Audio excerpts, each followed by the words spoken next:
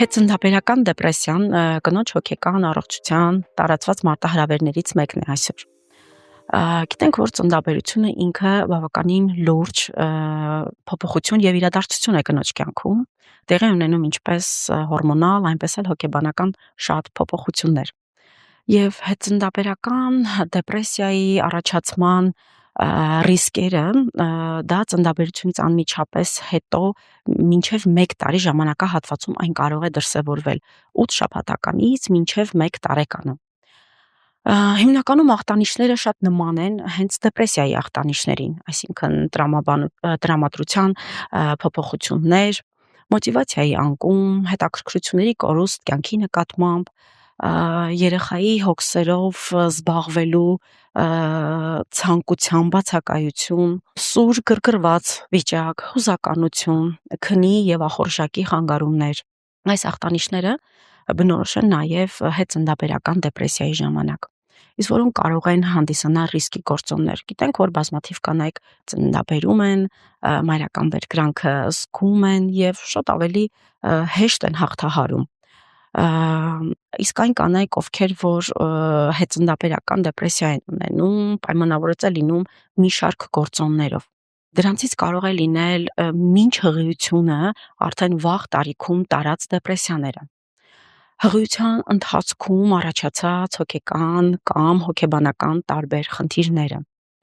հղիության շրջանում այն ստրեսային իրադարձությունները, որոնցից են օրինակ կորուստը, ընտանիքում կողակցի, հատկապես ամուսնու կողմից բռնության, հոգեբանական ճնշումների առկայությունը,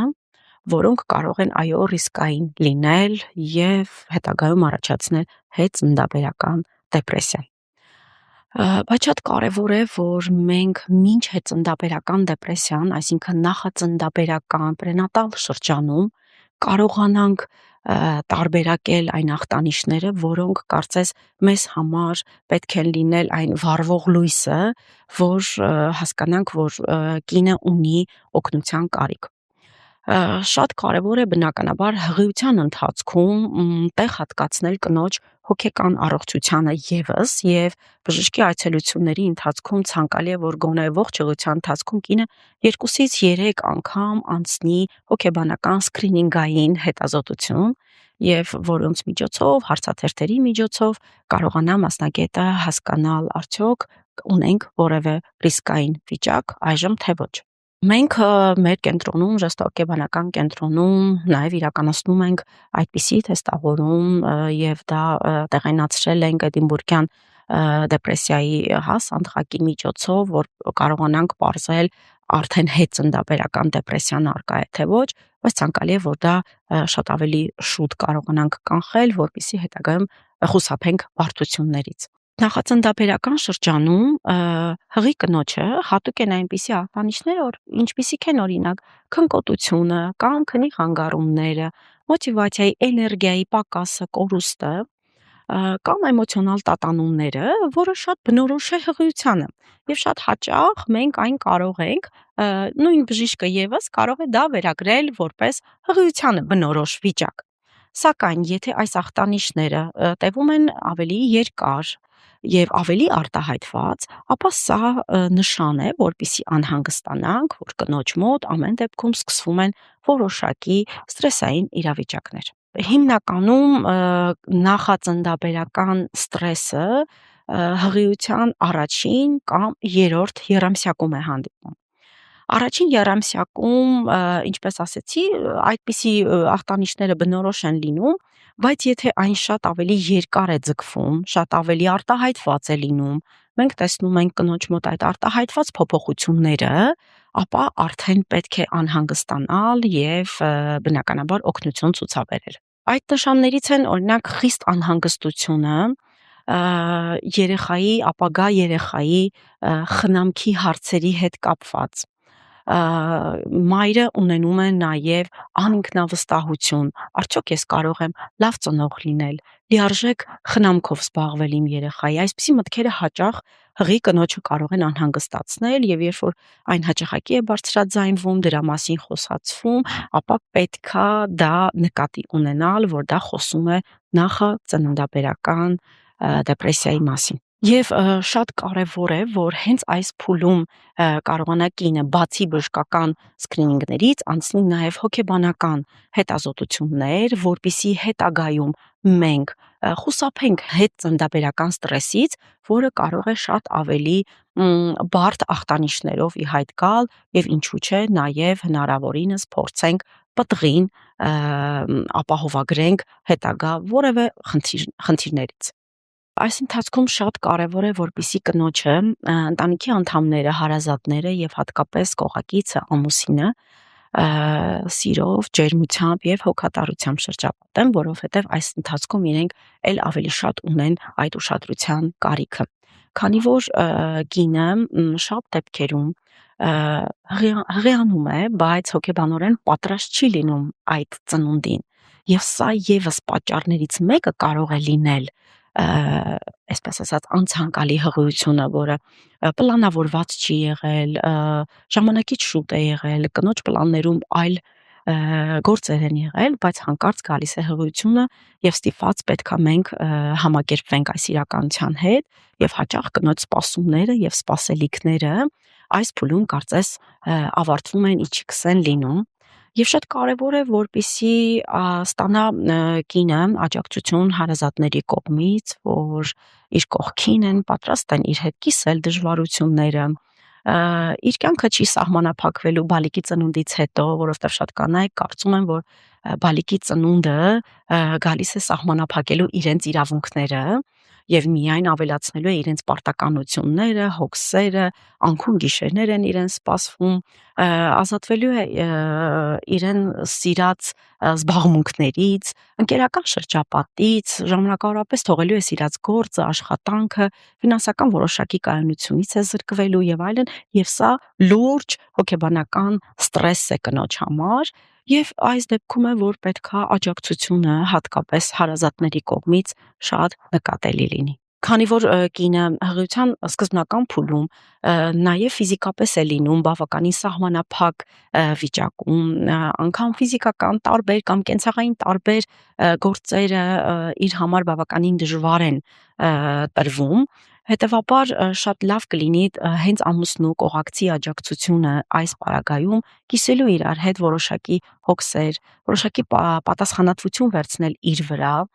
եւ բնականաբար ջերմությամբ եւ հոգատարությամբ կնոջը արուրել, որպիսի կինը իրեն չզգա մենակ, որ ինքը մենակ է այս այսպես ասած ճակերտավոր բեռը իր հետ տանելու, հասկանա, որ հայրը եւս հավասարապես ունի եւ իրավունքներ եւ պարտականություններ ապագա լույս աշխարհ եկող բալիկի հետ կապված։ Տեսեք, կինը այո, այդ ընթացքում հատկապես եթե օրինակ աշխատանքի վայրը, գործընկերները իր համար կարևոր նշանակություն ունեցող մարդիկ են, հետեւաբար այո, շատ կարևոր է նրանց կողմից աջակցություն ստանալը եւս, որովհետեւ շատ կանայք, ինչպես ասեցի, ունեն վախեր, մտավախություններ, որ ծննդաբերությունից հետո, հետծննդաբերական, վերականգնողական այդ ընթացքում, բալիկի խնամքով զբաղվելու ընթացքում կարող են օրինակ կորցնել իրենց սիրած աշխատանքը։ Եվ հատկապես սա լուրջ տագնապի եւ անհանգստությունների առիթ է տալիս կանանց,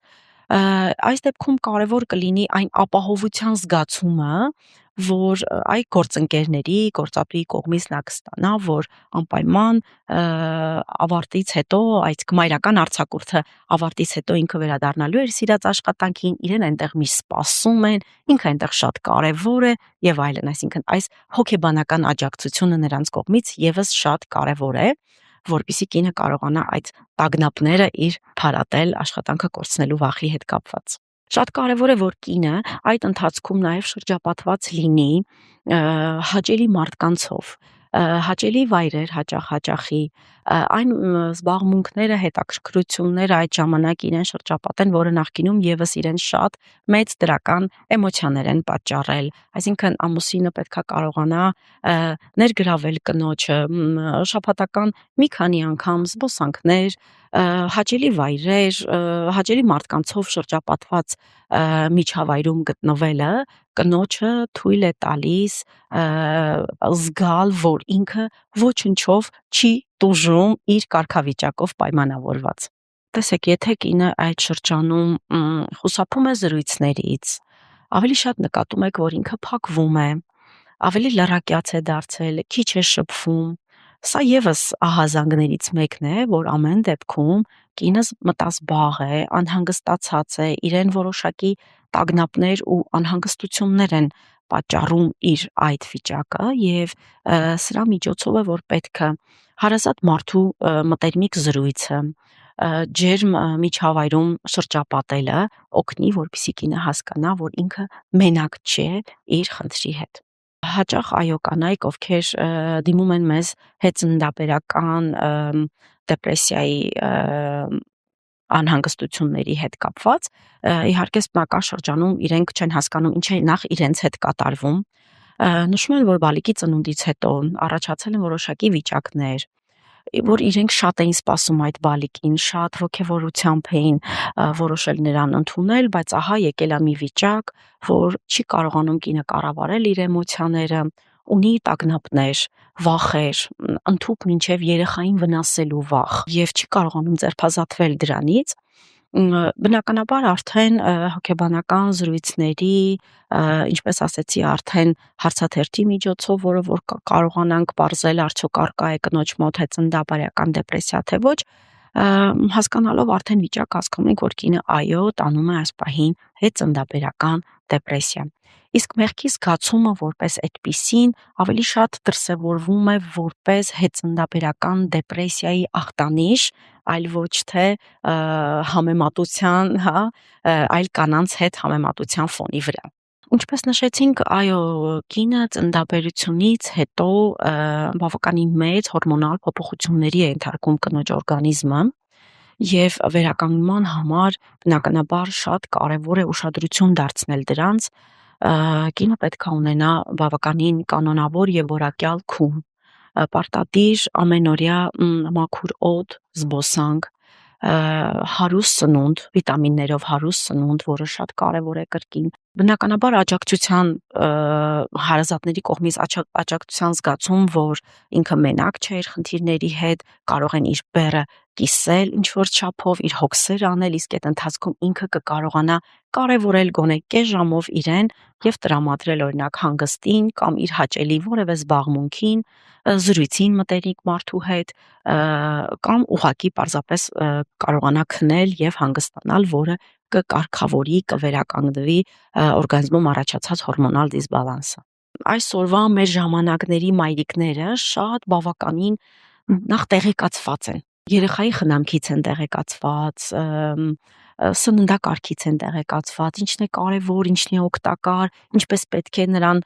լողացնել, ինչպես պետք է կերակրել, ինչպես պետք է խնամել, նրանք շատ հետևում են այսօրվա այդ օրենքներին, կանոններին, ընդունված նորմերին եւ այո, հաճախ տատիկների հետ կամ տատիկների կողմից այդ օգնությունը, աջակցությունը իրենց կողմից ճիշտ չի ընկալվում, որովհետև ամեն դեպքում իրենց սրտով չի այդպիսի խնամքը, այդպիսի հոգատարությունը, այդպիսի երեխայի հանդեպ վերաբերմունքը ու այստեղ էլ է հակասություն առաջանում, ստացվում է մեկ ով ուզում է օգնել, հայտնվում է այսպես չգնահատվածի դերում, իսկ կինը ով ունի օգնության կարիք, ստացվում է որ չի ստանում համարժեք օգնությունը, որովհետև իր սրտով չէր այդ օգնությունը։ Այս դեպքում ամենակարևորը, որ իհարկե եւ տատիկը մեծահասակը լինի շատ ավելի, այսպես ասած, գիտակցի դերում, հասկանա կնոջ մոր, հա, հոգեբանական վիճակը ու իր սպասումները, արդյոք ինքը ինչպիսի օգնություն է իրենից սպասում եւ բնականաբար շատ ուղիղ տեքստով դրա մասին խոսելը, քննարկելը, այ ինչը ես կարող եմ անել, ինչա պետք, որ ես երեխայի համար անեմ, դու կարող ես հիմա հանգստանալ, ես դա կանեմ, եւ եթե կինը իհարկե դեմ չէ, իր սրտով է դա ցանկանում է, բնականաբար դա իր համար կլինի շատ մեծ օգնություն, ինքը դրա համար շնորհակալ կլինի, կգնահատի եւ կստացվի, որ երկուսն էլ բավարարված են այդ գործընթացից։ Սա վերաբերվում է արդեն հետծննդաբերական շրջանում, երբ որ արդեն բալիկը լույս աշխարհ է եկել եւ մայրիկը բնականաբար ունի շատ հարցերում օգնության կարիք։ Իսկ նախածննդաբերական շրջանում այնքան շատ չեն լինում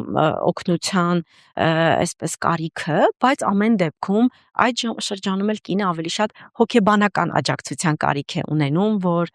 իրեն ուղված պարտականությունների մասով մի փոքր ավելի մեղմ լինեն, հասկանան այդ պահի կնոջ նաև ֆիզիկական վիճակը, հաշվի առնեն այդ պահի իր տրամադրությունը, էմոցիոնալ ֆոնը եւ բնականաբար այդ հակասությունը չառաջանա, որ ստացվի իրենից սպասումները ինքը չի կարողանում արդարացնել եւ դա իր մոտ առաջացնի հոգեբանական լուրջ անհանգստություններ, սրանով էլ պետքա, այսինքն հոգեբանական մասով շատ պետք օգնել նախածննդաբերական շրջանում։ Ցանկացած կին առաջին անգամ մայր դառնալուց հետո բավականին մեծ փոփոխություններ են տեղի ունենում, որովհետև ինքը սկսում է իրեն ճանաչել յուրովի։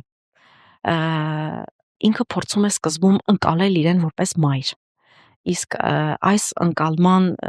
ընթացքում դա բավականին երկար ընթացք է, մինչև կինը կարողանում է ընդունել այդ նոր իրականությունը, իր նոր կարգավիճակը, նոր էմոցիաները, բալիկի առաջին ջերմ հայացքը, բալիկի հետ առերեսվելը, նրա խնամքով զբաղվելը, որոշակի նոր պարտականություններ ստանձնելը, ինչու՞ չէ նաև որոշակի սահմանափակումները իր կյանքում, սա բերում է նոր դեր կյանքում, նոր սոցիալական դերի մասին է խոսվում, որը այո կինը սկսում է յուրովի իրեն ճանաչել, արդյոք ինքը կարողանում է լինել հոգատար մայրիկ, խնամել իր բարիկին, կերակրել, որովհետև մինչ այդ ինքը հնարություն չի ունեցել առերեսվելու իր այդ կողմի հետ, բացահայտում է իր մեջ այն ռեսուրսները, որը ցանկացած մայր, այդ մայրական բնազդով գալիս է խնամելու, պաշտպանելու, սիրելու, երեխային հոգ տանելու այդ հատկությունը։ Եվ իհարկե հակասություններն էլ կարող են լինել այն դեպքում, երբ կնոջ սպասումները չեն արդարանում։ Սպասումներ, որ բալիկից հետո, ինքը նույնն է, իրեն չեն ընկալելու բալիկի միջոցով, ինքը շարունակում է իրենից ներկայացնել արժեք, կարևորություն, իրեն գնահատում են, որովհետև այո դա ինքն է, այլ ոչ թե բալիկի մայրն է, բալիկի միջոցով են իրեն ընկալում, ինչքան էլ որ դա շատ դեպքերում հաճելի է, բայց կինը չի ուզում կորցնել իր այդ կարևորությունը, այդ ինքնությունը եւ սպասումները չարդարանալու դեպքում այո շատ դեպքերում այդ խորը հիասթափությունը կարող են որոշակի այդ ստրեսային, ընկճված վիճակը առաջացնել կնոջ մոտ։ Իսկ դրա հնարավոր հետևանքները կարող են լինել կրկին այդ հետծնդաբերական ստրես, հետծնդաբերական դեպրեսիա ասված երևույթը, որ կինը կորցնում է իր այդ կարևորության զգացումը, իր պիտանելիությունը, դա բնականաբար առաջացնում են ներքին անհանգստություններ, տագնապներ եւ բնականաբար արդեն մենք այսպես ասած բախվում ենք այն երևույթների հետ, որը արդեն շատ ավելի դժվար է, շատ ավելի ծանր է եւ արդեն կինը կարիք է ունենում մասնագետի արդեն աջակցության։ Հետծնդաբերական դեպրեսիան հաճախ մենք կարող ենք շփոթել այն երևույթի հետ, որը կոչվում է մայրական թախիծ։ Սա շատ ավելի թեթև արտահայտված ձևն է, որը տևում է շատ ավելի կարճ, մոտավորապես 1-2 ամիս։ Եվ այդ ընթացքում շատ հաճախ կարիք չի լինում մասնագետի օգնության, միջամտության եւ աջակցության, կինը հոգատար միջավայրում ընտանիքի անդամների միջոցով ամուսնու աջակցությամբ, սիրով, ջերմությամբ, հոգատարությամբ կարողանում է հաղթահարել եւ դուրս գալ այս վիճակից, որը էլի շատ նման է իր ախտանիշներով հետծնդաբերական դեպրեսիային, այսինքն հաճախ տխրության տրամադրության տատանումներ, էներգիայի, մոտիվացիայի կորուստ եւ այլն։ Բայց եթե դա տևում է շատ ավելի երկար եւ շատ ավելի արտահայտված ախտանիշներով, հաճախ այս ընթացքում կինը ունենում է նաեւ, եթե արդեն խոսում ենք հետծնդաբերական դեպրեսիայի մասին, կինը ունենում է նաեւ սուր տագնապային վիճակներ, անգամ ինքնավնասման մտքեր, երեխային վնասելու վախեր, սուր արտահայտված տագնապով պայմանավորված սիմպտոմներ, կամ սուր գրգռվածություն, ագրեսիվ պահվածք եւ այլն, ապա այս ընթացքում շատ կարևոր է, որ հարազատները եւս ճանաչեն այս ախտանիշները եւ ժամանակին աջակցեն կնոջը, որպիսի մասնագետի օգնությամբ այն հաղթահարի։ Հաճախ լինում է ոչ միայն հոգեբանի, այլ նաեւ հոգեբույժի միջամտության կարիք, որովհետև եթե այն արդեն սուր արտահայտումներ է ստացել, ապա կնոջը անհրաժեշտ է նաև դեղորայքային բուժում։ Իհարկե, այո, մեր պրակտիկայի ընթացքում, կոնկրետ իմ պրակտիկայի ընթացքում ես ունեցել եմ մի քանի այդպիսի հետծննդաբերական դեպրեսիայի դեպքեր, որոնք ուղեկցվել են իմ նախանշած այդպես սուր արտահայտված սիմպտոմներով։ Բնականաբար, ասեմ, որ դա ավարտվել է դրական ելքով, ստացել է խնդրին բավականին լավ լուծում, իհարկե երկարատև հոգեթերապևտիկ աշխատանքի, մի դեպքում նաև հոգեբուժի միջամտությամբ, այսինքն դեղորայքային բուժմամբ եւս զուգահեռ, այսինքն համագործակցված աշխատանք է տարվել, որպեսզի կինը հաղթահարի այդ վիճակը, եւ եթե մեզ լսում են հեռուստադիտողները կամ ռադիոլսողները, կարող են տեղեկանալ, որ այս երևույթը հաղթահարելի երևույթ է, պետքա ճանաչել, դրա համար դիմել, դա վատ չէ, երբ որ մենք կարիքի օգնության դեպքում դիմում ենք մասնագետի օգնությանը, շատ ավելի դժվար է, երբ որ մենք երկարատև մնում ենք մենակ մեր խնդրի առաջ, մնում ենք այդ տանջող մտքերի, այդ տանջող հոգեվիճակի մեջ եւ չեն կարողանում բնականաբար ճիշտ ելք գտնել եւ դուրս գալ։ Ինչպես նշեցի, իմ ունեցած պրակտիկայում մի դեպքի մասին, երբ կինը երկրորդ բալիկին էր ունեցել, առաջի բալիկի դեպքում շատ թեթև արտահայտված որոշակի սիմպտոմներ էին եղել, բայց երկրորդ բալիկի դեպքում բավականին սուր արտահայտված վիճակ ուներ կինը, դե արդեն քննարկումների, վերլուծությունների եւ թերապևտիկ աշխատանքների ընթացքում հասկացանք եւ պատճառների մասին, դեռևս չպլանավորած բալիկի մասին, կնոջ հոգեբանական անպատրաստվածության մասին, որովհետև կինը նոր դեռ չէր վերականգնվել առաջին բալիկից հետո, շատ արագ արդեն ստացվել էր երկրորդ հղիությունը եւ կինը եւ ֆիզիկապես եւ հոգեպես դեռ պատրաստ չէր ունենալու երկրորդ բալիկին, հետեւաբար կնոջ մարմինը սկսել էր բողոքել իր փոխարեն, այսինքն մեր հոգեկան աշխարհը հաճախ մեզ պաշտպանելու համար, նման բողոքներով կարող է այդպիսի սիմպտոմներով կարող է արտահայտվել, որ կինը պարզապես պատրաստ չէր այդ երկրորդ վիճակին, նույն անքուն գիշերներին, ծանրաբեռնված օրվա գրաֆիկի եւ այլն, ու փառք Աստծո, որ մենք ունեցել ենք դրական արդյունք տվյալ կնոջ հետ։ Կուզենամ նշել անպայման, որ հղիությունը դա հիվանդություն չէ նախ, հղիությունը դա պարգև է, դա մեծ առաքելություն է, կոչում է մայրությունը եւ ցանկանում եմ, որ բոլոր կանայք զգան ինչ է մայրական բերկրանքը, ինչքան էլ որ հաճախ այն ուղեկցվում է դժվարություններով, բարդություններով եւ այլն, բայց միևնույն է, այն շատ հաճելի է, դա մեծ առաքելություն է, ուզում եմ բոլոր կանայք մայրանան, զգան այդ հաճելի զգացողությունը եւ այն կանայք, ովքեր ունեն այս պահին դժվարություններ եւ կարծում են, որ դա շատ անհաղթահարելի, այս պահին իրենց համար դա շատ անհնարին է թվում, հարգելիներս, սիրելիներս, իմացեք, որ դա հաղթահարելի խնդիր է, եթե դուք միայնակ ձեր շրջապատի հարազատների միջոցով դա չեք կարողանում անել, ուրեմն կան մասնագետներ, ովքեր միշտ պատրաստ են ձեր կողքին լինելու, ձեզ աջակցելու եւ օգնելու։